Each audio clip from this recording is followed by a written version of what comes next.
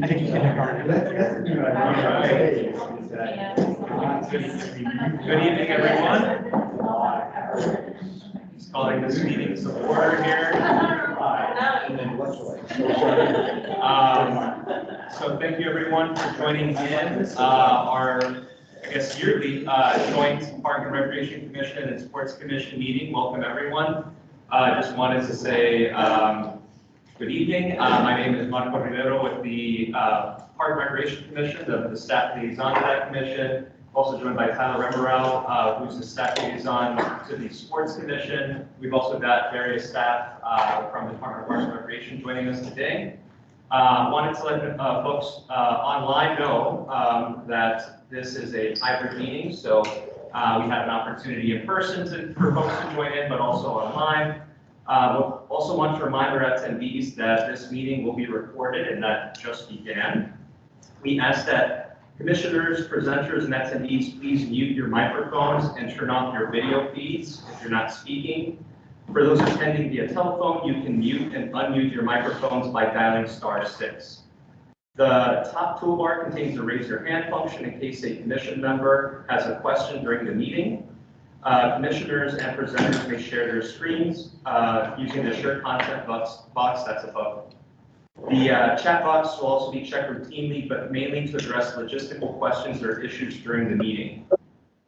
During the public comment period, the agenda items, the chair will recognize virtual participation first if there are any from commission members, and then in-person attendees. As a way of information, we'll be holding a public comment period at the beginning of the meeting. Each public commenter will have up to 3 minutes for public comment, and I will signal to the speaker once time is up. Thank you very much, and I'll turn it over to both the chair of the Sports Commission and the Park and Rec Commission. Hi, everybody. I'm Jill Barker. I'm the chair of the Parks and Rec Commission, and I'd like to welcome our brand new commissioner. This is her very first meeting, Adriana Lynn. So thank you for joining me and welcoming her. And this meeting is set up on these little tables. So the first exercise we have is an icebreaker. Am I okay taking a Go ahead. Everybody at your table exchange information about your favorite facility in Arlington. And I have to say facility because it's the Sports Commission and the Parks. And what we'll do is for the small group discussions, because there will be another opportunity for that later in this meeting, I will mute microphones, and then once we're finished, we'll turn on the microphone again. Okay, thanks, Marco. Yeah. Yes, Okay. unless you need us.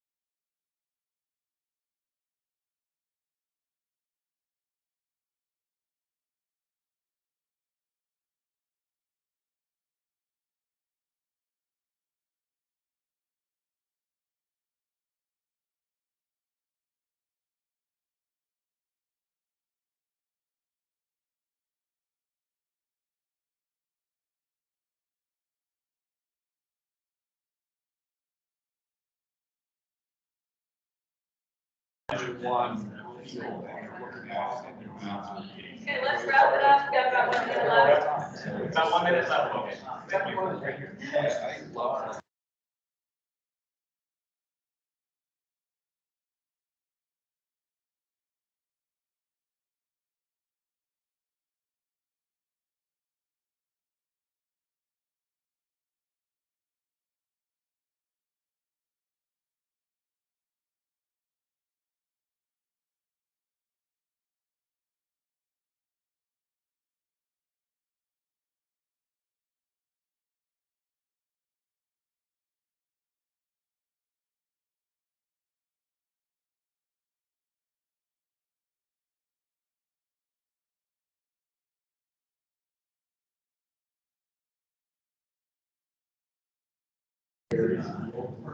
Right. Yeah. Think we're ready? All right. So after that, just wanted to move forward with the next item, which is just the acknowledgement of the fiscal year 2025 budget letters, and just acknowledging that both commissions will be offering their own letters for that. With that said, we move into the public comment period. So we did want to recognize online if there are any public commenters who wish to speak.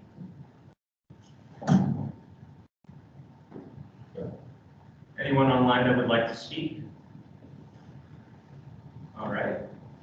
So hearing none, I don't believe there's any in person as well. So with that, we'll move forward with our presentation on the fiscal year 2025 budget.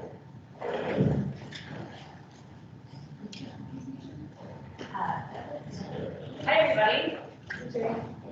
Hi, Jill. How are you? Hi, I'm Jane Rudolph. I'm the director of Parks and Rec, and it is fun to see you all. I like to come to this meeting once a year and see the commissioners and present the budget and answer your questions. The budget can be confusing. And so today I'm joined by Keisha Holland, who's our new finance officer, I guess, for our department, and she has been with us since September. And then Megan Mahler is our operating budget analyst, and she's been with us since March of last year. So it's been kind of we're all growing into this together. But I'm here to answer your questions, but they can also jump in too, because they know some of this are nuts and bolts better than I do. Do you guys mind if I sit? No, that would be a little more casual. So I'm going to go through the presentation, but feel free at any point during the conversation to interrupt me, ask questions. This year's budget's kind of confusing, and so it's kind of worth it to take a little time to go through it. So I know this is kind of far away. We'll share this with you if we haven't already afterwards. There are also printed copies. Sweet. Yes. Great. Well, you'll see one of the things we cut is our printing budget, but but not yet, exactly. That's not this. But anyway, so this is a timeline. This is actually probably it kind of just helps you to understand the process that the county goes through for the budget. We have a couple of really important things coming up. As you guys talked about, Marco said, you guys are going to be writing these letters. That's where your chairs, I believe the chairs are going to be available this year, are coming on April 2nd is the DPR work session. We share it with libraries, I think voters registration and compensation this year. So that's the afternoon from 3 to 6. It'll be online and it'll be saved, but anybody who's welcome to come. It's a county board work session, so the public cannot speak, but they can listen.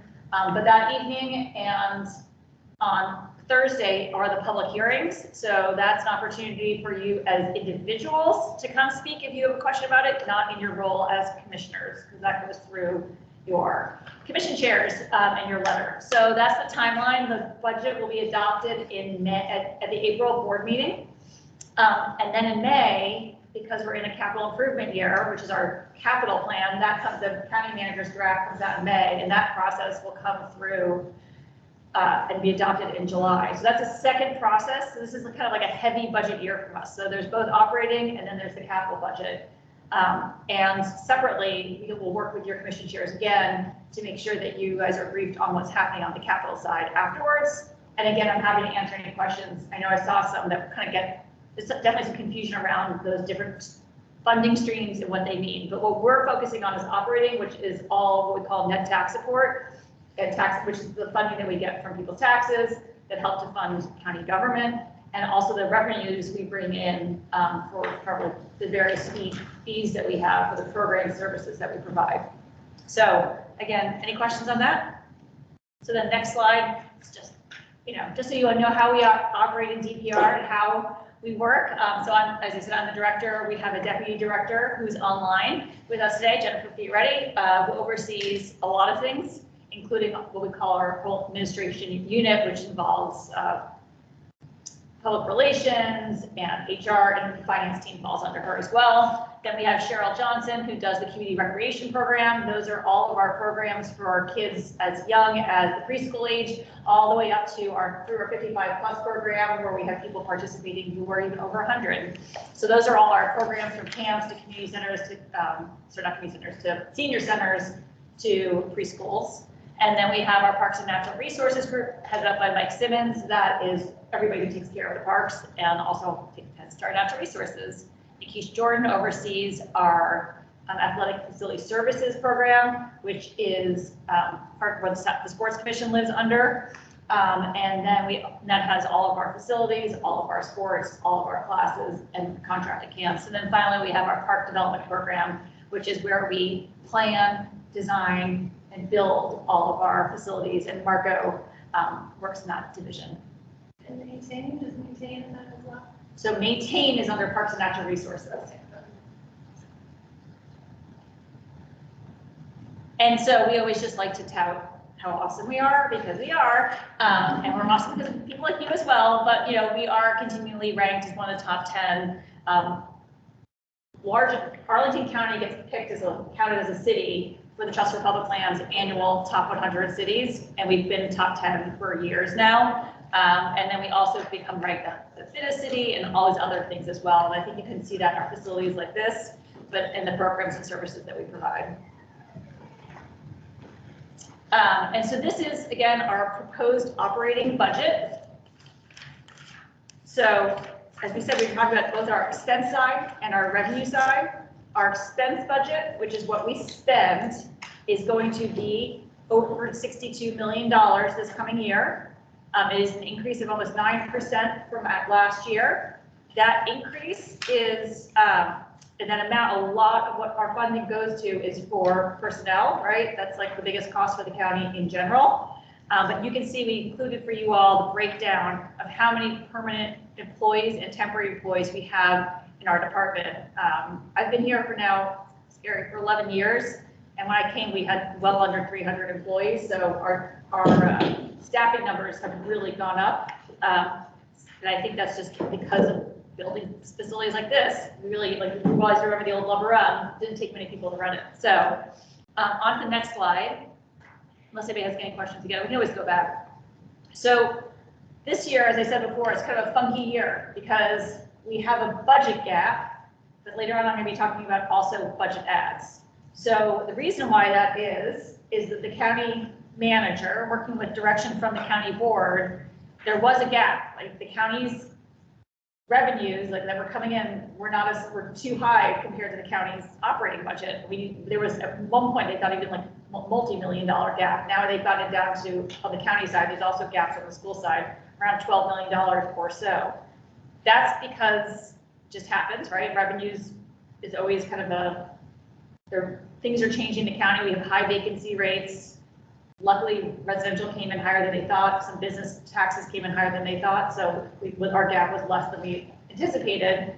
The other thing is the county has been often filling gaps using one-time funding, which is not considered a great budgetary exercise, right? You shouldn't be using one-time funding to pay for personnel, because those employees are going to be there the next year. You can use one-time funding to, like, buy something or do a project or something, but you don't really want it to spend on personnel. So that gap existed because we need to kind of make sure that we continue to be able to pay for our employees. So we have been asked for this, amounts to about $1 million, a little under, about $900,000 in gaps that the DPR is filling.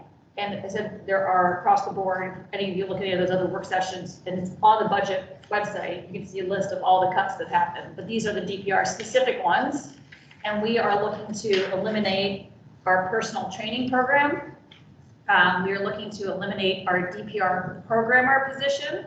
That DPR program position is what we call currently, it's called limited term position. The county manager has put funding in to fill it for almost the entire next fiscal year. So that position, although it's being cut, because it's currently filled, they're enabling it to go on for one more year until that term is over. And then a programmer position that's been vacant.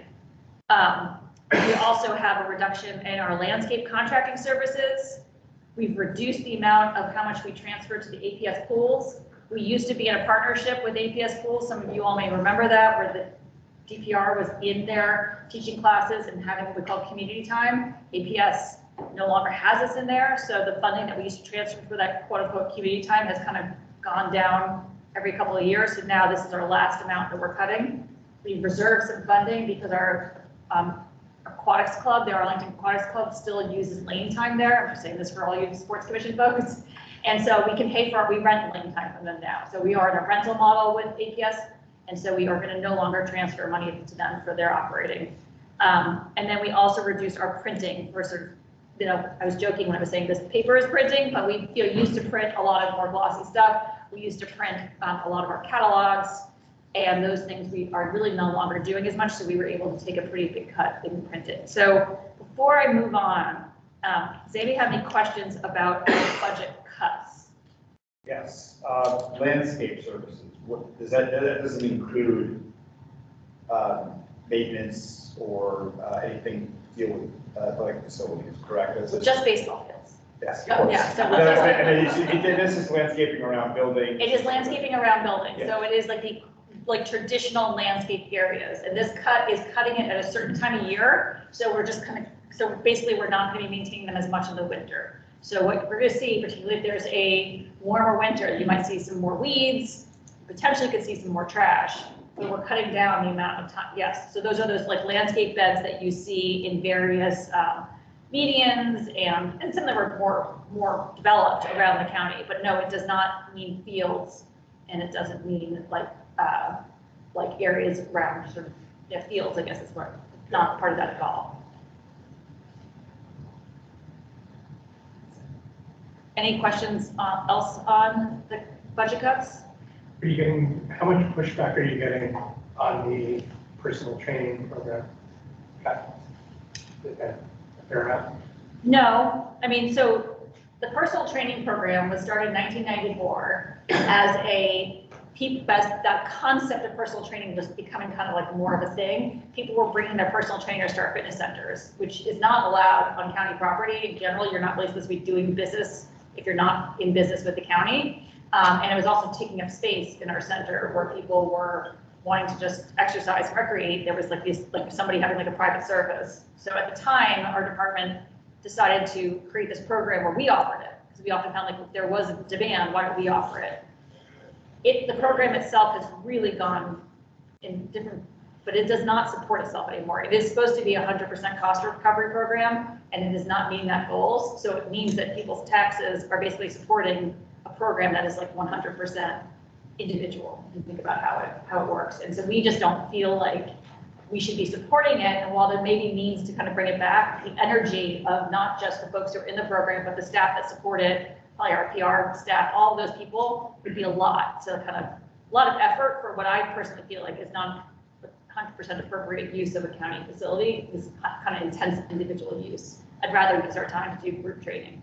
So all that to say, there currently are only about 58, maybe 60 people in the program. We have heard from some of them who are pretty happy about it, but at the same time, we've offered them opportunities to meet with our fitness staff that are going to stay, help figure out a program that might work for them, see if there's classes we can get into that for them. For us to keep the program going, the cost would be probably beyond what even a private gym costs. So yeah, we've heard some folks because they appreciate the service, but if you think in the scheme of how many people who are receiving those services, it's really not that many. Sorry, that was a long explanation, but I didn't. Yeah, it was helpful. Where is this happening? TJ and Longbridge. Longbridge swimming pool. Well, on the second floor of Longbridge, the swimming pool is a pretty large fitness area, so it's happening there. So there's one-on-one training that's available, That's what this personal training is, correct? and anybody that lives in Arlington can have access to it. you have to pay for your sessions, but correct. The current session cost, I mean, it's a pretty good deal, which is why surprisingly not many people are not into it, but they're not. We used to be fully cost recovery at one point and just haven't been, and kind of the program kind of lost steam during COVID and never made its way back. But It doesn't seem like it's promoted or. well, because it takes up a lot of space, Yeah. or sort of, so it's always been kind of been around for a long time. So when is the last day of the end of the fiscal year? The county manager's cuts, Megan and Keisha, I believe the last day for the employees is at the end of May 31st, I believe. And so as a result, that's when those employees will no longer work. So it will probably be done for the end of the fiscal year. So go get your personal training now. So we are not taking new clients. We actually, so one of the questions we've heard from people is, well, there's a wait list, and there is a wait list, and there's a wait list for two reasons. There's a wait list because we actually froze the program once we knew the cut was going to be taken. We also, this is why it's sort of just a frustrating program too. People want these training sessions when it works for them, and so that's often when it doesn't work for either the people we have on staff, or it's not a great time in the gym for us to be having one-on-one sessions. So I just think that the program itself doesn't kind of like match with our values. And so it just hasn't been able to kind of recover. So should we move on to, so on the flip side, when I said this is a complicated budget, we have cuts, right? So we have all these cuts because we kind of want to get away from this practice of one-time funding. At the second side, though, the board also told the county manager that he could propose a tax rate increase, which he did propose, and the board actually then advertised an even higher rate. And the reason for that tax rate increase, that even though we believe there are efficiencies in programs and things that we should potentially stop doing, there are other areas that the county is really interested in supporting. And those areas in particular are the environment, stormwater, and climate change, and then also teen and youth programming, right? And so I think we're the only department that gets to do both, right? Like most other departments are doing one or the other, but we're the weird like hybrid of having many lines of business that do things. So this is a really, for me, really exciting year on the additions that we're getting. We are getting, I mean, I can't even believe this. Like when I heard, like I almost cried. Tears of joy. Yeah, no, tears of joy, not like, oh, like what are we gonna do now? But this tree maintenance funding, we've been talking about this for a really long time. We've been getting one-time funding in our budget year over year for the past 3 years or so for tree maintenance, which is really one of the best ways to keep a healthy, like these are trees on streets, is to prune them. That's like known throughout the country, like that is a really like what you're supposed to do. And the best cycle is to be on a 5-year pruning cycle. That is how you're gonna have your sort of healthiest trees. And we were at one point at a 17-year pruning cycle. So it was great that we were getting this one-time funding, but it also was not, you never knew it was gonna be guaranteed. And now they are putting money in our budget that will cover the costs of the contract to do it and another urban forester who could actually oversee the contract, because we were getting to the point where we had too much work for the urban foresters that we have. So this is a pretty big deal. Forestry in Arlington has been incredibly reactive. People call into the public stuff website, and they see we go out and we address things. And we have not been able to do a proactive approach. And this funding and this position will enable us to, for the first time, really to like sort of consistently have a proactive approach. So it's pretty exciting funding for us, and we're really grateful for it. And there's a little bit of one-time funding because we will need to have a vehicle for this person and set them up with the right equipment. That's kind of what I meant about one-time funding, is that it's to like buy stuff, right? Not just to fund people. The next exciting thing is $300,000 into our invasive plant budget. Currently, similarly to the tree budget, we were getting this one-time funding, but even more than trees in some regards, invasive plant management is a multi-year approach on removing invasives. You have to bring in contractors that do it over 3 years, to what they call like sort of the active maintenance, and then we get into like sort of just maintaining it afterwards. And so one-time funding was hard for us because it meant we never knew the next year if you were actively serving an area, we would have funding the next year, we might not be able to, which would really stymie the process with these invasive plants. So we only had $100,000 in our budget, in our base budget. And then for the past 2 years, we've gotten $100,000. And so now, again, we're getting $300,000. So the program is going from $100,000 to $400,000, which is pretty impressive. And I really appreciate on both these items, the county manager's commitment to the work that we do. So we're really excited for this. We just see so many opportunities both to remove the invasive plants that are all around the county, and then also to figure out processes by which we're then going to restore some of those landscapes with native plants. Those native plants, when they are planted, will help to also they just so much better absorb stormwater and do all these other things. So it's not just to get rid of sort of like the bad stuff, but it's also to help sort of regenerate what we want in Arlington County. Jane, so some of this money could be used for native plant restoration? We have to understand like how it can be sort of attached. We first want to make sure that we're funding what we can do in invasive removal, but we feel like around the edges, there might be some chance to also look at some restoration work too. Okay, good. So, anyway, so that's kind of exciting. And then finally, on the complete flip side, we also know that our teen population in Arlington has been going through a crisis in some areas, and really try to figure out how do we best support our kids. They are on their phones a lot. They have having sort of, we've heard two really sad stories of overdoses, and we've also just tried to figure out how do we work with APS and with our own kids to make sure that what they used to sort of more call historically like out of school time are having positive experiences and are in places where they feel safe and where they can have fun. And so we are part of a larger sort of movement we're working with like Department of Human Services, the courts are involved in this as well, the juvenile justice group as well, but we serve the recreation providers. And so to that end, we got this funding. Some of it is, we got about $95,000 in one-time funding last year to kick off all those Saturday night programs that we're doing for teens. They're mostly here, but then they're also around the county in different places. And that now is going to be put into our base budget. We're getting another teen programmer, which is really amazing, exciting for us. And then we're also getting some additional funding to just expand the programs that we're currently doing. So we're really excited for the opportunities to continue to support our teens. I think there's a lot more we can do in the recreation space. We are definitely, I guess, when you're looking at these streams of work they're trying to do between like, you know, intervention and prevention, I think the idea really is like prevention when coming to our programs. Ben Harris is here, he just joined us.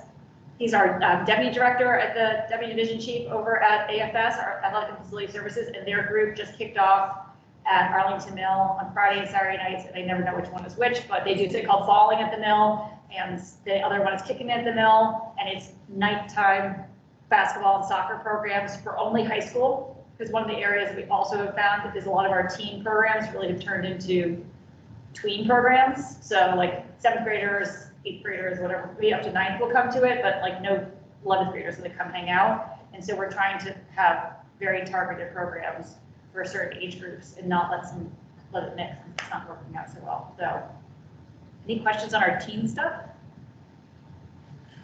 You said that other departments are also part of this. Are they also getting an increase in funding for this as well? Correct, yes. Okay. I mean, they're doing it for their own types of things. Sure. Yes. But I just want to make note that if this is going to be supported, it should be a holistic kind of Yes. thing. There's definitely trying to look at a more holistic version, and I believe APS too, maybe getting some additional funding.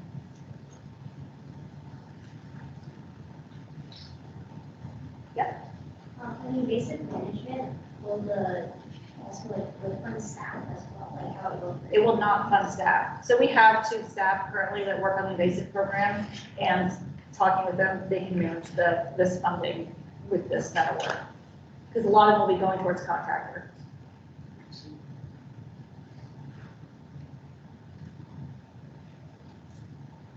All right, and so then, but wait, there's more. So we are also getting a new safety officer. This is really important for our department. Particularly, we currently only have 1 safety officer. A department our size really needs to have more than 1, particularly with our many lines of business. We have 1 person who is focusing on emergency management, safety, and risk. They do everything from vehicles and small equipment over at Parks and Natural Resources to also working with our staff on like how to, like where to put the gymnastics equipment. So, and Long Bridge Pool as well. So we've been asking for a while, and I think as part of the new collective bargaining agreement for our Parks and Natural Resources employees, There is in that collective bargaining agreement, a lot of stuff where you need to have a safety officer come on site to do inspections or to be there when there's accidents. And so just recognizing that we just can't have one person do everything. We're really pleased that the county manager recognized our need to bring in another safety officer, which I think will help to us as a department to continue our sort of push for a culture of safety across our department. We also, this is a net tax support neutral position, this admin assistant. We are converting current temporary dollars that we already have and creating a new FTE for an admin assistant over at in the 55 plus program. So that is not new dollars, but it's just it's a new authorized FTE. So it's just a new authorized permanent position, but not new money. We're getting some money for collective bargaining training. We're getting funding for a new EV vehicle, it's a truck we're excited about. And then in general, we're getting funding for increased contractual support. That's like because every year our contracts, anywhere from the landscape to mowing, to anything we do, those contracts go up. And so you'll see this in our budget every year. Then that's kind of when you start to see that percentage increase, it's that kind of thing that brings the county budget. It's not just employees, it's also the increase in these contracts. What is the reference to capital improvements there? So thank you for asking. We're going to break that out when we have it in our budget presentation. We're just talking about it today on April 2nd. So the other part is that we bring on a new capital project. For example, one that maybe has a restroom, we need to add that restroom to the contract. So sometimes, or if there's more landscape areas than the previous park had, we need to add those additional acres or square feet to the contract. So every time a new park comes online, we work with our Department of Management and Finance to look at what was brought online and recognize if anything needs to go into any of the existing contracts or gets added, we do that.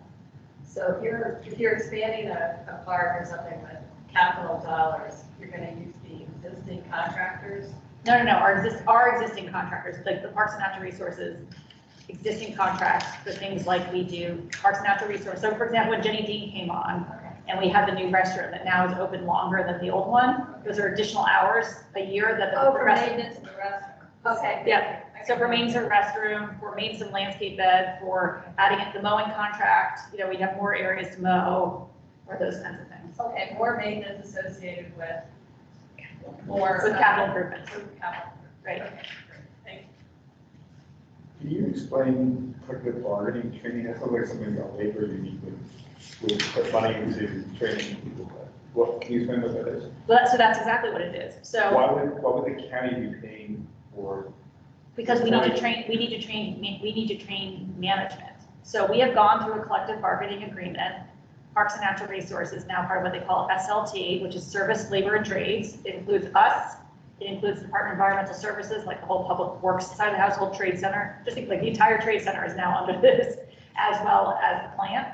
And then so are some of the public safety officers who are not uniform. So like folks who write tickets and things and work at special events. So we all went through a collective bargaining negotiation with them this past summer and fall. And there was an agreement on the contract. And so now we need to implement the contract. It gets implemented on July 1st.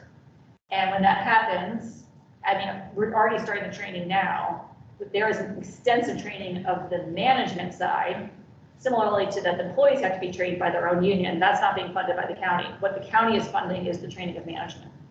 Okay. And how many managers are we expecting to be trained in this? On the DPR side, I'm just trying to think over there, I'm looking at you guys. It's all of the park area manager. So it's all park area managers, all trades. Their second level down, we call it TMLs. That's like the trades manager, like who work for them. So then that's it's probably like 30 plus more people, because then we also need to train on our HR side. We may even need to train some on our finance side. So like a lot of our administration also needs to learn how to understand this. It's a whole new way of working for the county. So I would say that there is probably 30 plus, maybe 40 people. And I'm just like thinking it through of people who need to be trained and kind of brought up onto this. And it kind of keeps going because these contracts are only 3 years. So you kind of get into one and then I think you basically start again. So we're just trying to figure out, it's totally new for us. So We're just trying to understand, right now, we're doing a lot of it in-house, and when this funding comes on, there are, contractors who do this for a living and help on the management side, and we're just trying to make sure we have the best, that our team feels supported, particularly when things get, like, if we end up going to disputes or things. But this is potentially something that will have to be added to the budget on a regular basis. The training dollars? Yeah, I think we're seeing this year as a first year of having it, right, next year. Like, so we kind of think, like, let's see how it goes, and then maybe, but we felt like, particularly as we were saying, like, because I was talking about how, like, one time versus ongoing, like, the training dollars can be one time, and if we ask for it again, we might need it, but I'm not too concerned, I guess is what I would say. Okay.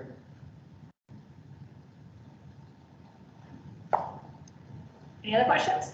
So there's always the other side of what we do, right? We have our revenue budget. We bring in revenue from all the rentals that we do, from the class programs that we do, from the camps that kids attend, from all these different things. We bring in revenue, and that revenue offsets our costs, either, and that's all part of our county's cost recovery model that we kind of try to adhere to. Where people who are getting the most benefit pay the most, and where things are more collective, costs go down all the way down to sometimes, obviously free things like our special events that we do. So we're proposing to bring in about $18 million in revenue. We feel like we're kind of finally getting back to pre-COVID levels of, we had some rough times for a while, but we do feel like our amounts are going up. And one of the things, though, even though we are bringing in this kind of revenue, we still stay really committed to, which is our fee reduction program, which is for people who qualify. We offer our programs at reduced levels. There's a whole schedule for that as well. And we always look to support people as much as possible to ensure that anybody can get into the programs that we have, no matter what. And some of the things we've done in the past on our fee reductions, like last year, and we did again this year, was opening camp registration up for families who do qualify for fee reductions a week early, so they can come in, make sure, without the sort of stress of having to be online at a certain time, come in, make sure their paperwork is all in order, so that they can then come in and register their kids for camps and kind of move on. This year, we had this year, in that 1 week alone, we had more fee reductions than we did for the entire summer camp, the rest of the registration year. So we think we're hitting it higher than we ever have before, thanks to some pretty extensive outreach, bilingual outreach that we did this year that we hadn't done before. So we're pretty proud of our fee reduction program. We always know that there's more we can be doing.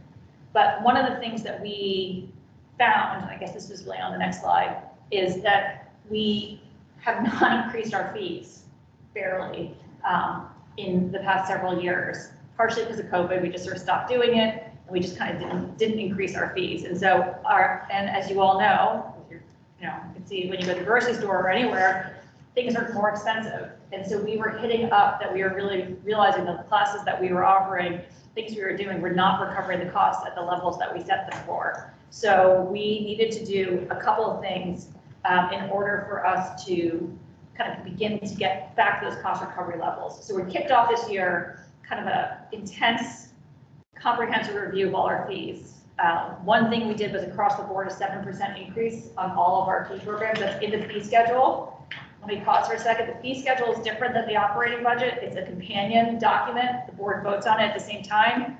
Our fee schedule was released in February. That's the county manager's draft fee schedule, and it too will get adopted in April with the operating budget. But there are sort of companion documents. Everything's online for you to look at. So, and the fees are all there. So 7% fee increase for all of our classes, programs and things, but we decided that we need to start to take a bigger look at all of our sports programs in particular, and some of those fees needed to increase higher than 7%. And this is because for things like this is where we're really seeing it hard, is our refs, the costs, and I'm looking at some of these sports, so the cost to have refs come in for our programs, basketball is just gone up a lot since COVID. And so in order to do that, we had to increase some of our programs higher than just the 7%. So we did this sort of big review on sports. We realized we actually would have trouble offering basketball, for example, next year if we didn't increase those rates. And that's why we did sports just then. And then once we get through this budget, Keisha and Megan are going to kick off a fee review for all of the other fees in the county, so that when we come back next year, we'll also be briefing you on where we are there. So questions on any of our fees?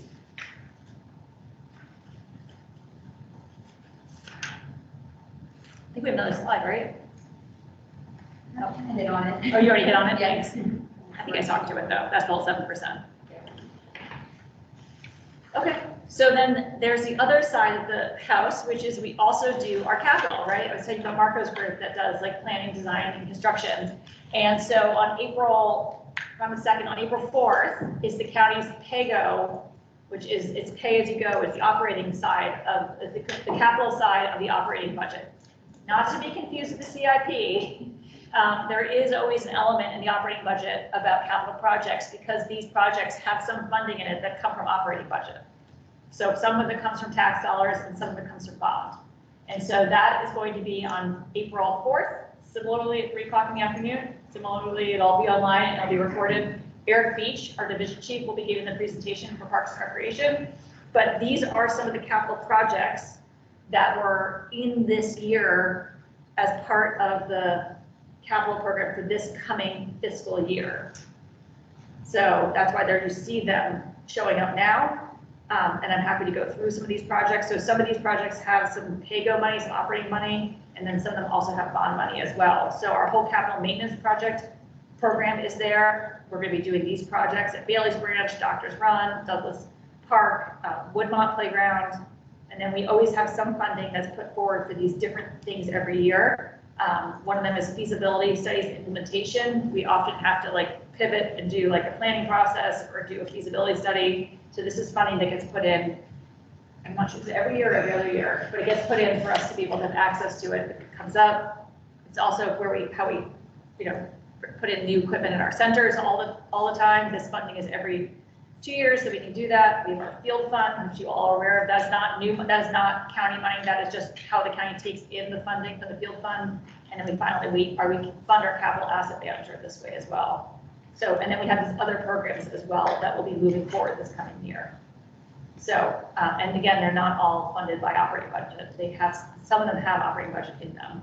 And then other, like our synthetic program, we just finished up Washington Liberty, and actually we're about to wrap up Williamsburg as well. Done. Is it open? Williamsburg is done, yes. I think it was open yet. It's open for last Thursday.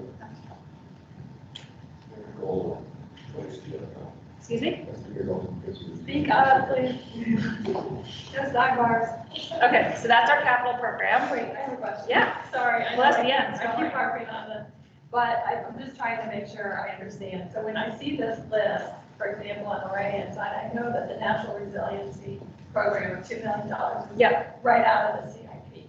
Yes. So are you saying that these are CIP programs that are going to be functional, if you will, in the next fiscal year? Yes, Fiscal year, correct. They have PAYGO, they have maintenance, money out of the There's operating. no, so maintenance is, don't worry about the word maintenance anymore. Capital maintenance is still, in this realm, it's not operating at all. It's all capital dollars. We call it park maintenance as a way to I always think it's a confusing word, but basically it's like renovation money. But yes, these are the projects that either were funded that happened this past year or the projects that will be coming up in this next fiscal year. So when Eric speaks on the 4th, will he be talking? Yes, about- this is the time about exactly all these projects Even though they're capital, they're from the CIP. because they're going to be happening in this coming fiscal year, correct? So we're extending the fiscal, okay, so we're extending capital funds, and so it has to get approved Yeah, in the mid-year. well, some of it, yes, exactly. Okay. And this has already been approved, right? It was improved as part of the CIP. Right. The last CIP, and then some of it gets approved. Some of the funding that is part of the operating budget rounds it out. So for example, the capital asset manager gets funded every year as part of the operating budget. That isn't already approved. Similarly, the fitness room equipment, the feasibility studies, and then elements of some of these other projects have to be adopted as part of the capital component of the operating budget. And then the other ones that are bonds get funded through the sale of bonds. That also is happening all the time. And so as part of the CIP, in July, the board will both adopt the CIP and they will also adopt the referenda language to adopt the bonds that you guys will all vote on in November when you vote for the Parks bond, which I hope you vote for the Parks bond. You have the opportunity to vote for the Parks bond. Yeah. Quick question, I should know this, Jenny Dean, Park Phase 2, What does that entail? This is the big one. This it entails the taking down of the warehouse. Oh, wow. So, yeah, so, as you may know, there's the warehouse, like right smack in Kenny Dean, where they like film like the news hour, the PBS news hour, and all that, you know, and so they are moving to their, WIDA is moving to their new facility across the street on Campbell, I think. That's where they are. And they have built that out. But when that happens, they've sold the warehouse to the county, and we are taking it down, and then we will finish out phase 2, which will complete the park. So this is pretty exciting. It's a lot. And when is that expected to happen? The master plan will be starting in the master plan's already happened. Right. Design will be kicking off in the next fiscal year. That's what $3 million for. Yes. I thought they already planned out what would go in. So we do master planning, right? So there's adopted vision. Then, even though we still do the master plan, we still have to do the design drawings, and that we kind of reopen often a smaller community process. We are not trying to reinvent the wheel here at all, but we will probably have 1 or 2 community meetings just to make sure that we sort of first show everybody what we're doing, kind of reintroduce what it is. People, that's where they get to sort of see how the design standards and how it kind of will look and feel. We had a small design process after the master plan was adopted when we did Jenny D. It wasn't very, I think we had 2 meetings. But we almost always do still have a little bit of a design process afterwards. But no, everything is sort of supposed to go where it was already planned. Okay. So Jane, oh, sorry, go ahead. Sure. Could you describe what's entailed in the trail and bridge modernization program? Is this mostly paved trails and bridges attached to them? Or? So currently it is paved trails, and it is bridges that are attached to them, just like right now the bridge down at Lumber Run is being done. So initially it was a trail program. It's into CIP, meaning that like it's a program, so it is funded you'll see it when it's released. It's not just a one-time funding program. It is a 10-year funding program. And where we do it is we are sort of restoring sort of legs of paved trail. And then when we had the big flood and a bunch of our bridges came down, and we did a big bridge assessment, we changed it just for trail modernization program to a trail and bridge, because we realized that we have to replace so many bridges as well. So it continues. As some of you may be aware, we are also doing a study right now on not paved trails, natural trails, recreational trails, I don't know. And so that's happening right now. So I think once that is complete, I think we'll have a better sense of what kind of funding we may need to actually maintain these natural trails and or to decommission some of these natural trails. Will also take work because you need to do some rebuilding of the ecosystem to stop people from being on those trails. And so that I don't believe will be coming, or we hope will not be coming out of this program, because I don't think there's enough funding in it to cover everything that needs to get done.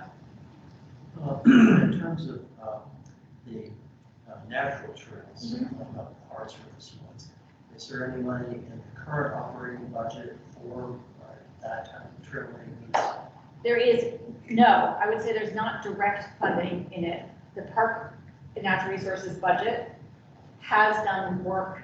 They've used their budget, park area managers or some of the folks on the natural resources side have used their budget to do some trail work in the past. For example, I know work was done in Glen Carlin Park when mountain bikers came in and did all this, like, and kind of put in ramps and did all this stuff. We brought in staff and did a lot of work to kind of clean it up and to get rid of that. But we don't have a line item in our budget that's specific to natural trails. Maggie, is that right? See you nodding, so I want to make sure I didn't get it wrong. I just have one more question on the Yeah. capital issue. Just want to just be completely clear, and I'm sorry if I'm beating that horse. But, okay, when you look at the numbers on the circle, right? That's your total budget of 62 million. Yeah. There's like 2.5 million or something for park design and development. And then you look at the list, there's a capital projects, and you add up all those dollars. Those are not in the circle. No, and so what I think would be helpful, we could follow up with you on, I'm just looking with my team. We'll send, through Marco, we'll get, and Tyler, we'll get you all like a clear understanding of what is in our PAYGO budget, so you can understand what else is going to be adopted. So PAYGO is like its own circle. Correct. Next to the circle. Yeah, Okay, good. Thank you. you want to say anything? What you see in the circle is, PDD's like operating budget, so they get some supplies, office supplies, training dollars, and then some of the payroll there. So yeah, it's not tied to. In our early thing, where we show the breakdown of the different divisions, and one of them divisions is Marcus division that handles all this money. What she's trying to say is that just reflects their operating dollars, which is like some of the payroll and some of the things. It does not. This is a different circle. Okay, perfect. But we can So get there's through. 3 circles really. There's the capital circle, there's the PAYGO circle, and then there's the operating. Correct. Okay, thank you. I think I had it. No, I'm happy to answer this because I think the budget is confusing. I think this year is a little confusing. I think it's a great budget for us. I think we're really happy about it. But at the same time, it's really, for me, I think it's really important for you all to like understand it and that we can answer as many questions as possible because it just helps you to be more informed.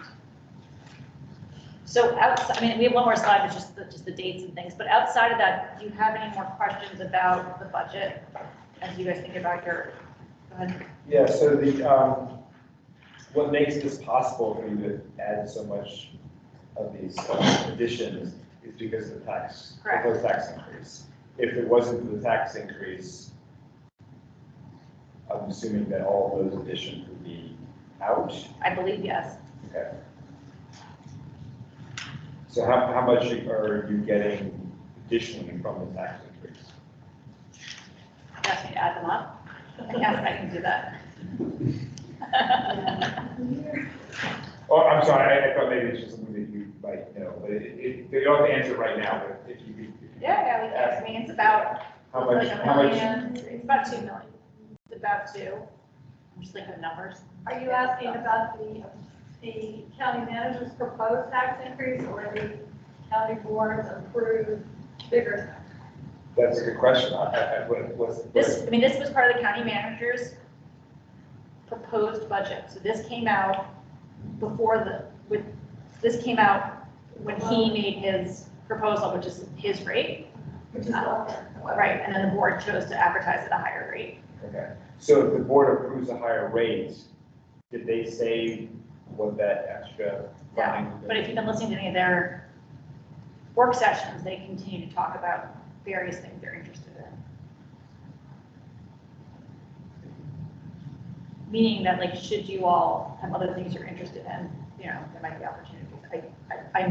I have no clue, I'm just sharing, and I know you all have some other things you're interested in potentially. I mean, I think it's no secret that, you know, a lot of people are interested in the increased hours for the nation. I'm sure we can come up with a longer list than that if we have a chance. Well, I'm excited about the budget too. I'm very encouraged by the commitment to environmental services, especially in finance and the treatment. And I really appreciate you coming here. Yeah, it's nice to see you all. You haven't seen in a while, so. Any other questions before we're done? Just wanted to acknowledge if there was anyone online from the commissions, if they had any questions or any thoughts on the presentation. There you go, I think we're good. Okay, great. And, you know, as you guys pull yourself together, like, through Marco, like, we're happy to continue to, or Tyler too, like, happy to answer any of your questions as you put your letter together, or you need clarifications, or if you just want to know more, we're always here to help you, so. Great, thank you. Okay, we appreciate it. Thank you. Yeah, thank you. Do you want us to acknowledge? What? Yeah.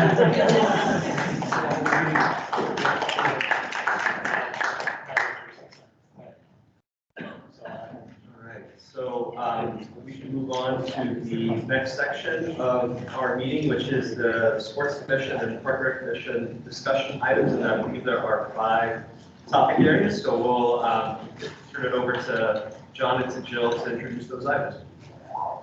Okay, I'll go up first. I've got 1 in parts of, and I've got 2 B and C, if that's okay. So the way this is going to work, thank goodness we have a small group tonight because it's going to be a little confusing, and thank you guys so much. We're going to have 5 topics, and we're gonna discuss them among us tables. So that you'll have a table for 3 or 4 people for a total of 25 minutes, so 5 minutes per topic. And Marco is now passing out a sheet for you to fill out from each table, just in case we don't get, for purposes of minutes, because this is a public open meeting. And then after we're done the 25 minutes of talking among our table, then one person from each table will report what the table said. We'll have a more general discussion as well. So I know that's clear as mud, so we're just gonna go with it, and hopefully if you have any questions, you will ask us. So topic number 1 is the athletic field availability project follow-up discussion. Does anybody not know what the athletic field availability project is? Everybody knows. Okay, so that's real. Oh, we have one person who doesn't know. So the athletic field availability project is a study that's being done by DPR about to try to ascertain whether the fields are being used well and how like what percentage of people are getting to use them, who want to use them. Yeah, so it's actually, it's like the QR code of the coaches, if you remember all that. Yeah, it's again, Yeah. it's the follow-on, so it's the follow-on to the earlier study where they sort of, did all the work about when should fields open, when should fields close, thus creating sort of a bank of hours. And this is the next step in that process of using it, but as Jason said, it's the QR code test. They're going to try it in a couple of fields. I know for sure it's going to be at Williamsburg, and my email will tell me the other one. I forget the other one. Vermont Junction and then Escalia. Yeah, 1 and 2. 1 and 2. And then, those are like 4? Yes. 1 and 2, Vermont Junction, and then those 2. Okay. So is that enough? Sure. Yeah. Okay. So that's topic number 1.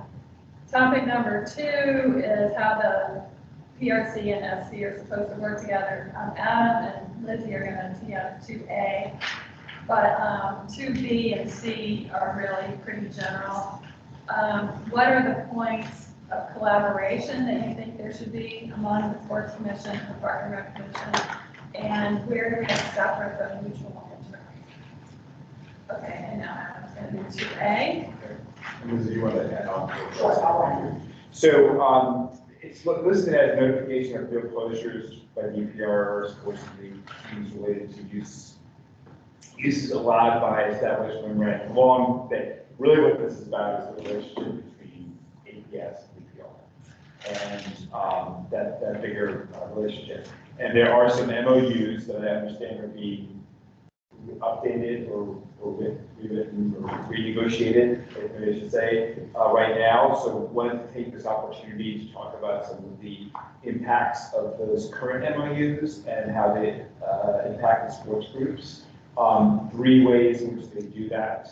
One is right now, APS schools, and in some cases, Marymount University, George Washington University, and Bishop O'Connell High School have what's called priority over the fields that are within their domain, whether it be the school itself or in the case of universities, the fields that they have a memorandum of understanding with the county. And the problem is right now is that it isn't priority. They have what essentially is a trump card or veto power. They can simply cancel the user group's permit if they need to use the field for whatever reason. Yep. And so what the priority should be is that they have first ability to schedule the field, but once the permits are issued to the user groups, schools should not have a unilaterally cancel a permit. I think you definitely don't want to do that, because then you're not going to get any field time. But I just think that, because if you go that route, then they're just going to say we're not sharing the field. Well, that's the thing is that they shouldn't.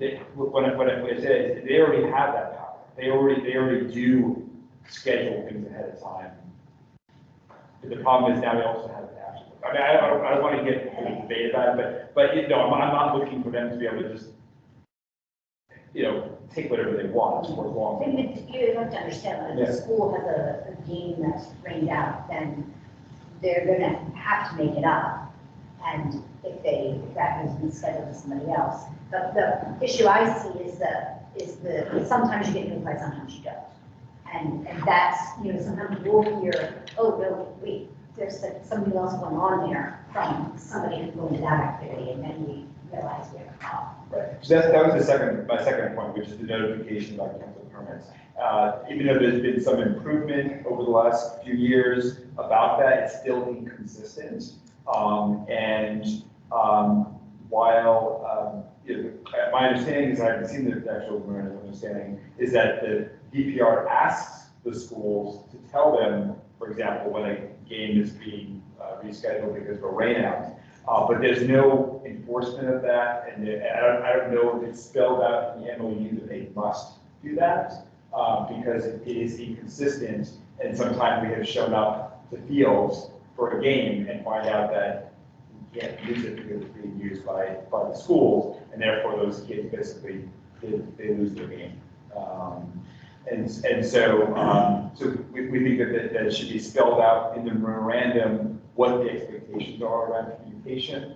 And ideally, there would be a way to remove DPR staff having to be the middle person in the process, because that can sometimes delay the process. And there's got to be a way we can use technology and process to make sure that there's a way for the schools to be able to put something out there that they're using the field, and that notification being able to be available or a place for the user groups to look to see that a field has been being used for that purpose. I have just a clarification. Yeah. First step, I think the MOUs are actually already done with the school, redone with the schools. We would.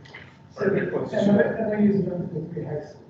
Yeah. Moving the middle schools and elementary schools will be done in the coming year. That's the plan right now. Okay. And then what about the universities and the official college? So I know Marymount is, some of them are on block as well, to be redone. I don't know about Mission McConnell off the top of my head, but I can look into that. Well, and a very remote one is a special case where, because the amount of contribution they put into field one, that's why they get first dibs. Sure, but it's not first dibs. That was my point. No, I don't want we didn't have to have a full discussion about it here. I know we need to have we a topic, need to- but let's be clear, just because they might work, does. So what do they do if they have a playoff? Yeah, their team All right, makes a if playoff. you want to have an argument, we can talk about it later. Yeah. I did not want to get into that at the moment. Okay, and the last part is, it takes an enormous amount of time to get ad hoc reservations for APS facilities. Sometimes it's weeks, I've even had months where we've asked for rooms or facilities and to get the information back. And again, I think that has to do with the MOU. There needs to be an expectation about how long the maximum the schools should take to get back on that, on request for that.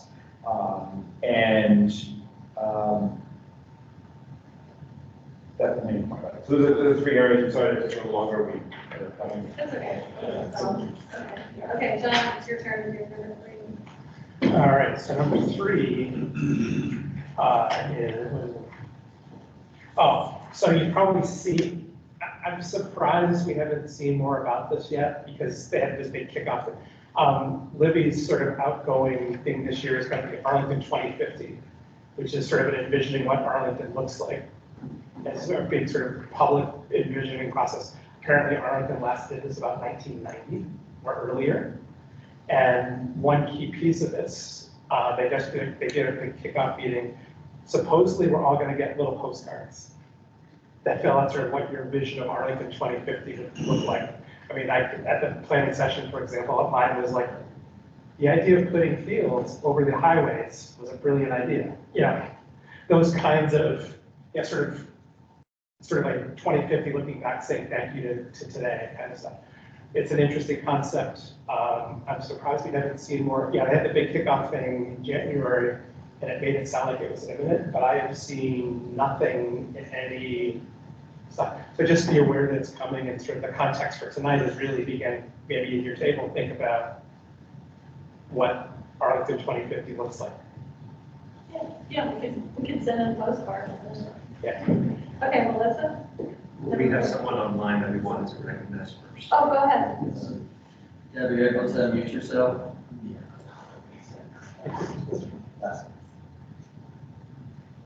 Yeah, I just didn't know if we had an opportunity to reply to the gentleman's comment about the MOUs, which are already signed for this year. But in terms of rainouts, the schools communicate very quickly with DPR, but the rescheduling is not as simple as it sounds. You have to get a date that's compatible with the opposition, with school staff and officials. So they would love to play the very next good weather day. However, the schedules are set long in advance. So when you're trying to find an open date for all of those stakeholders involved in this game, it's not as easy as it sounds. Schools does make every opportunity to work with DPR, to communicate when things are shut down. And sometimes DPR is the one saying our fields aren't playable. So we, especially just on the diamond fields. So we're sometimes at that decision making as well. So I understand it's hard when you drop games and you can't get them rescheduled for the league play. However, schools are on a different timeline, and we've got postseason deadlines, state deadlines. Those don't move for anything. So to stay within the league's number of games to get played, to go on to postseason, and to get your district play completed, they're on a really tight schedule, and the spring is just challenging just because of weather issues. And so I think we work very well together with DPR. We have good coordination, and we try to, like we said, accommodate each other's needs as much as possible.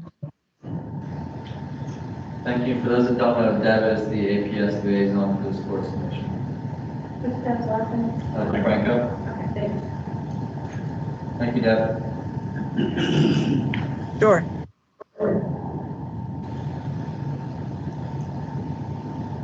think the next one was the ball recycling.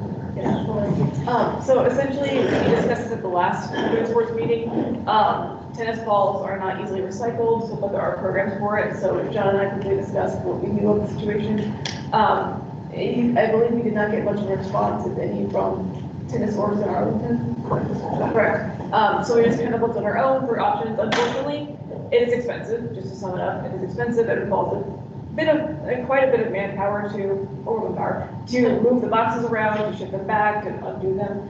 I also talked to a Northern Virginia citizen who was posting about online, so I contacted them, and they mentioned that it's a expensive and difficult program, though it's worth it because you have the environment. But they said that it's hard to get buy-in and donate resources from their clubs that they work with, and that they have a problem with the boxes being vandalized, and the sturdy boxes are out of stock, so they cannot be bought. So it's only the thinner cardboard boxes that are meant to be inside, like inside facilities. So like, for example, the Quincy Park tennis courts, you could not have these thin cardboard boxes, and the ones that are sturdier sold out. So it's basically very tricky. So it kind of, do we want to invest a lot of money and manpower into this, or is this like that has to wait until there's a better time for it?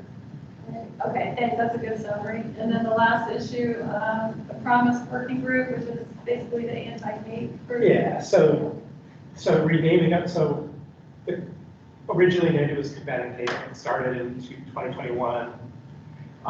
The end of their first session, they came up with a framework report, and as part of that framework, they were like, we need to refocus our name. And one of the things they had developed were some acronyms, and one of them was Atlas Promise, and I can't fill out all the letters. I don't know, Mark, you probably can't either, but the whole idea was to make it more positive. And the idea of sort of where we are is we convene the leagues together in January, and we're getting ready to start phase 2. And I think there's some discussion questions here. And phase 2 will be helping leagues find some resources, so the help tools and find some tools to sort of think about these topics. And So is there a racism component to this? Yeah, it's all about, it's all about, yeah, that's, Okay, it's, that's the basic yeah, thrust of it. that's still the basic thrust. Okay. It's about how do you, it's all I was saying, yeah. Okay, okay. Thanks. Okay. All right, now we're on our discussion, so talk fast and then I have to take your notes. Just- Oh, sorry. So just for those online, we will recognize that there will be small group discussion till 8:10. And then from then, we will reconvene as a larger group. So during that time, I will mute the microphone on Teams, but we will reconvene at 8:10. Thank you. Once you go online, you have their own discussion,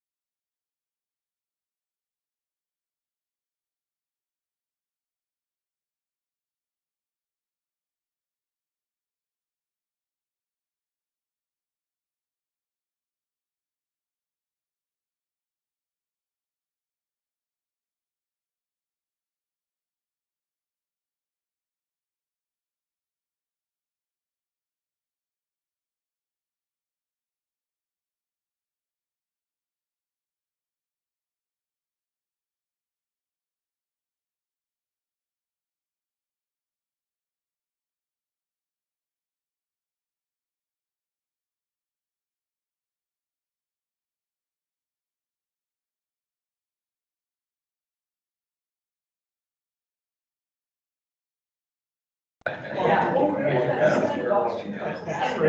All right, I wanted to do just a time check. It is 8:10. Just wanted to see if the groups needed more time to discuss, and we could potentially add another 2 or 3 minutes. We just have one. Okay, sure. That sounds good. Or we can be in about 2 minutes. Rush.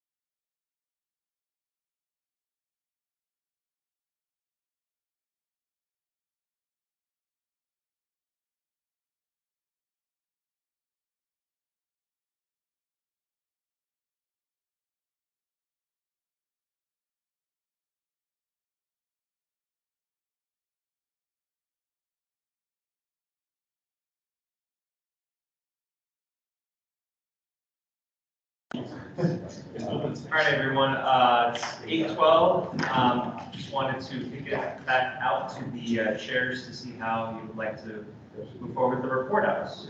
Should we just have each table? Sure, should we do do item at a time though, just to make it less quick, just do the whole thing? Yeah, I think so, just Okay. to at least get that out, and then if there's any general discussion afterwards, I think that would be, so, be as brief as you can, and your report, and then we'll have discussion. Right, so give it a minute. So item number one about athletic field ability, or athletic field ability project. So we actually think the QR codes are a great idea. Do you want to explore the concept though of, right now, the way it's been pushed is just to the leagues, but if there are casual use users of those fields, encouraging them to also tag in, so you could really get a better sense of the usage. I'm thinking about places like, even in this pilot, that if you do Williamsburg and get more tagging from the casual use users, you'll see the actual flows. Really making sure to encourage coaches, how to empower leagues, encouraging coaches to actually use it. And is there perhaps a way to get game officials to really push coaches? Yeah, I think as a reminder, I just say that, Arlington soccer, for example, is telling all their coaches, and I'm going to be in Williamsburg myself one night a week, so I will be wandering around before my practice to say, hey, don't forget. Item number two, we think the fixing the notification, I think where we came out, and you correct me if I'm wrong, is that the notification pieces, we think that if there are gaps in that notification process, those should be fixed. And in terms of the MOUs, I don't think we disagree with what sort of the premise that I feel like Longbridge 1, where Marymount, that's Marymount's home field that they largely pay for. And if that means they have to put, if for example, they get a playoff run, they have to push it. I think that was very coherent in why the issues that exist with the schools, with the high school sports, they have the window they have. And yes, and George and I both have experience of getting bumped, and it's not always, and it can be a pain, but it can also be. You can make it a positive experience by watching a Tigers game. For Arlington, the Arlington 2050, one thing that first came up is really sort of connecting us more to the river. how do we connect to that vast piece of open space? The boathouse being a first start, but other bits of that, not just as an athletic space, but as a recreational space. Also, given that Arlington is a growing sort of creative use of open spaces, are there funky little spaces that we can figure out how to use? One example, space between the aquatic center and the start of Long Ridge. The fields at Long Ridge, that's a fairly long space that could be, what does access to something like that look like? Ball recycling. Alex made a cool point. This is a litter problem. At the end of the day, it's a litter problem. And the biggest issue probably isn't the tennis players. It's the secondary use of tennis balls by dog owners, who then dog gets bored and it gets lost and it ends up in a river or ends up being left beside the sideline. And that, if we can figure out the recycling issue, that's great. But in terms of our priority, in terms of staff time and financial resources, that's we're going to clean the litter. And George had the point of getting some research on what tennis players are actually doing. Sounds like somebody's really cool senior experience project. So, and then Promise Working Group, just that we're in the right track of getting started. All right, that is our table summary. Wait, what did you say for number 5? That was the Promise Working Group that we're just cruising along with. They're sort of happy where the commission is, and Alex, that's what Alex said, so we're good. Okay. I'll pass. As the note taker, I'm happy to do it, happy to yield to others. I'll go in reverse order. We agree that the Promise Working Group should continue to address its issues and explore best methods to implement good citizenship in our sports leagues. Similarly, on the ball recycling, that it could be a worthwhile opportunity to continue to explore cost-effective methods to recycle used tennis balls. On Arlington 2050, we didn't have much to discuss, just I think a general lack of awareness about the project and what it's envisioned, but open ears to continue to learn more. On the field closures, I think there was consensus about improving communications between DPR and APS and others about field cancellations, availability, some differing opinions about the best mechanism to kind of effectuate that shared understanding about how that communication would take place.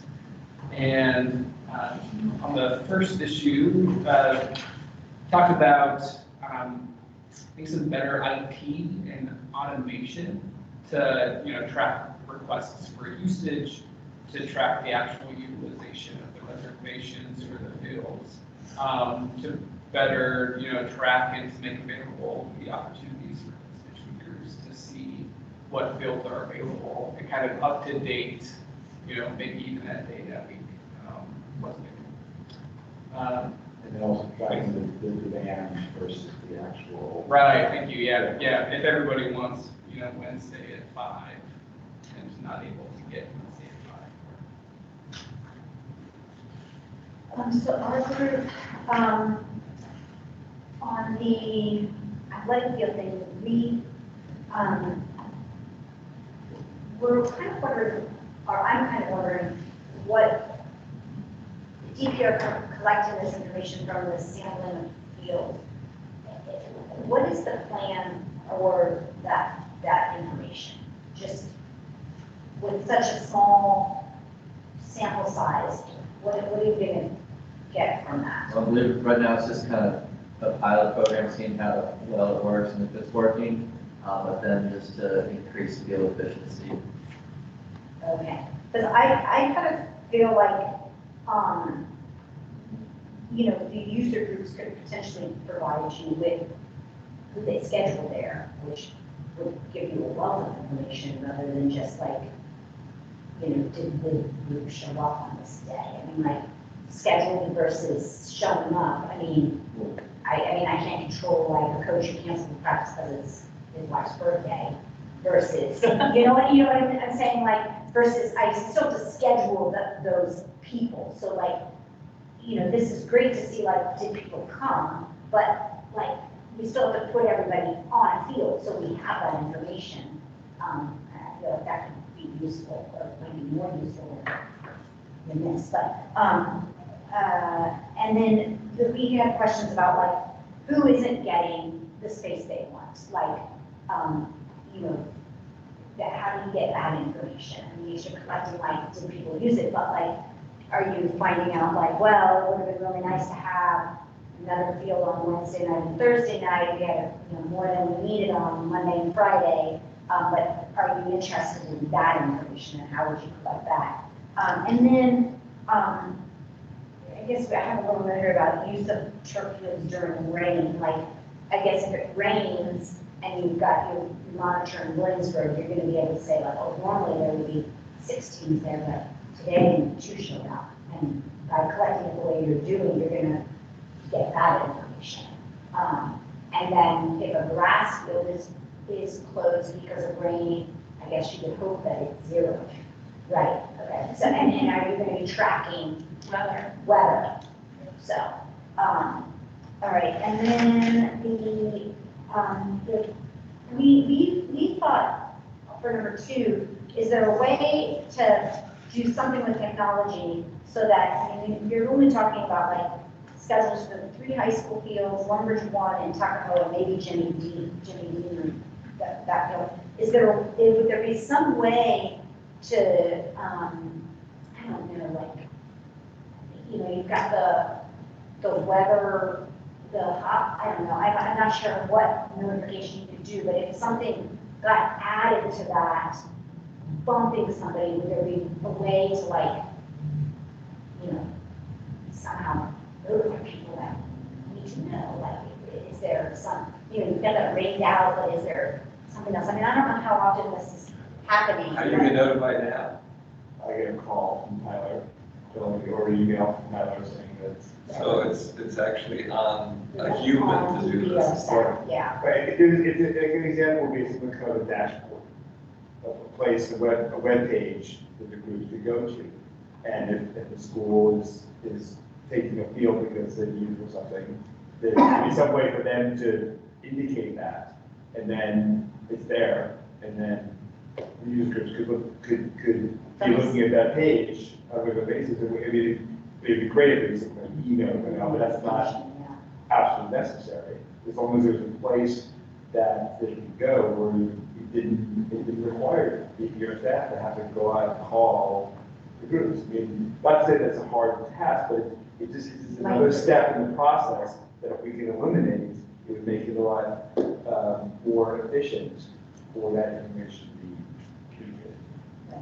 And then, in the 2050, we just kind of talked about like coming up with any way to, you know, create space in an area that you wouldn't know you could create space, like, you know, pickleball over the Minor Hill water reservoir.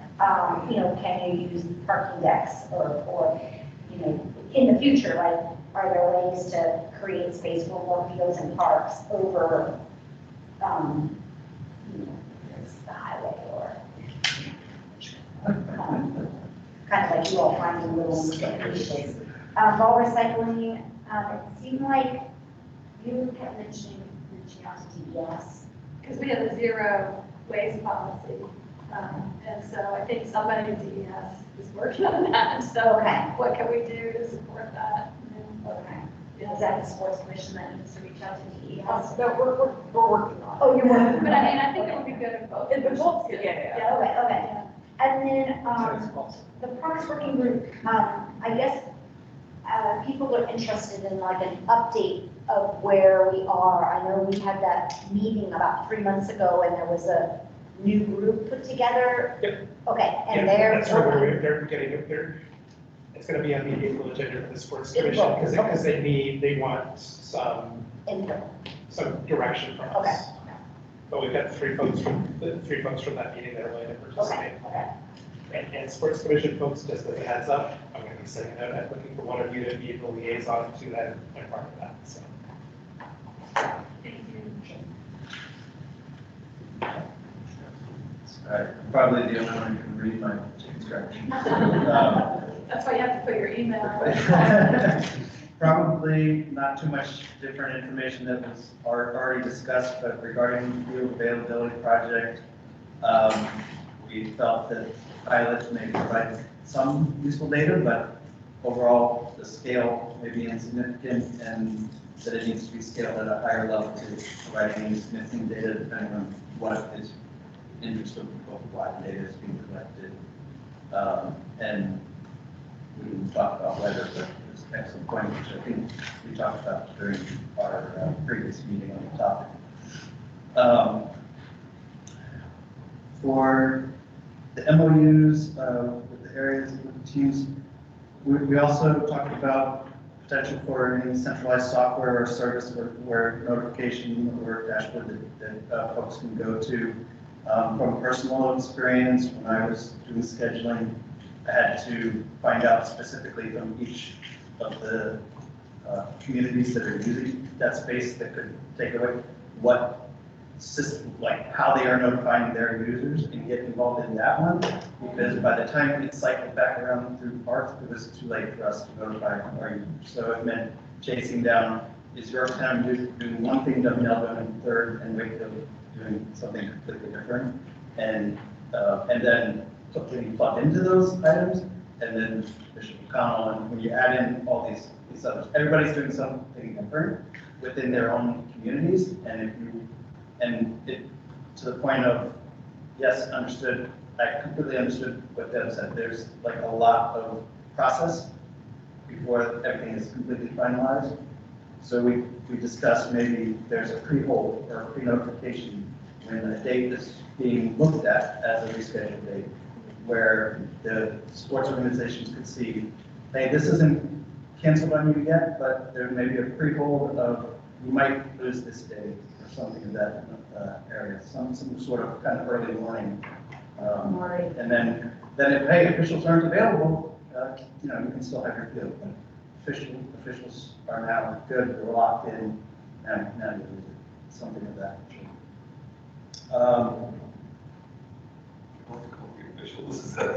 Well, okay, we're blaming officials because it's sounded like it's last in the chain, but we're the last yes. Yeah. So when the schools have to line everything They all have to up, line your pockets. well, they have to get us, and we're usually the last yes. And once you say yes, then you know the game's going to happen. Correct. I understood what she said. It's like first, school A has to have an open spot on their calendar, school B has to be able to attend, then the field has to be in good playable condition, and then we have to be able to have officials. And if one of those doesn't work, then none of it's going to work. But yes, I just use officials. That's the last one chain. From envisioning Arlington in the future, 2050, we generally felt that there wasn't a lot of information being put out to the general public overall. Aside from within the Sports Commission, haven't seen it publicized within Arlington anywhere. So we kind of felt like we kind of can do a better job of putting information out to get input, survey or questionnaire from citizens. Ball recycling, we generally felt that, while it's a good kind of idea of things to take on, the challenges that we heard were we had sort of a lot of resource for low payoff, but there's potential for the county to do something similar to the way we do glass today. We no longer can get recycled glass picked up at our house, but we have to go drop it off, and there's a larger bin at 2, 3, 4 sites in the county.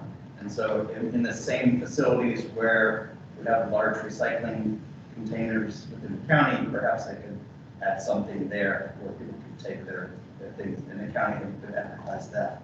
And maybe it would be more than tennis balls, maybe it would be sports equipment in general, but then the county would have to take on responsibility of sorting that and determining where it goes and what to do And then Promise Working Group,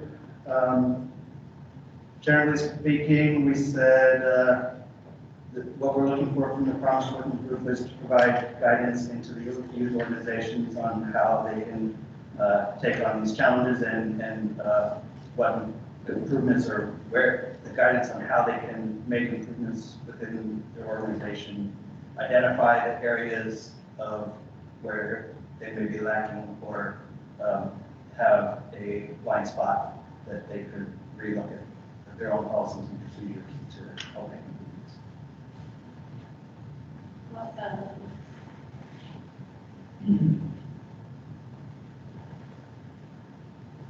You know that, Margaret? Yes. Thank you, Mark Yeah. and Tyler. Is there any more discussion? Anybody want to say anything that they didn't want to say? Sorry, John.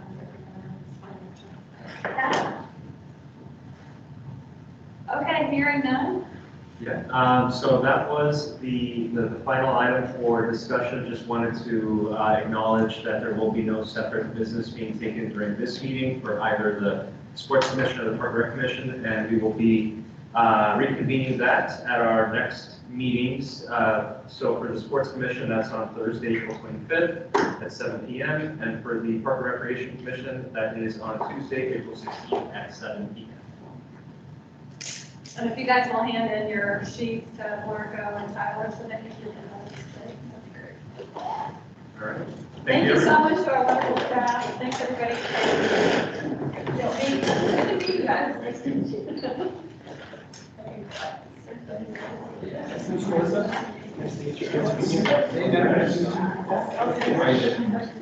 think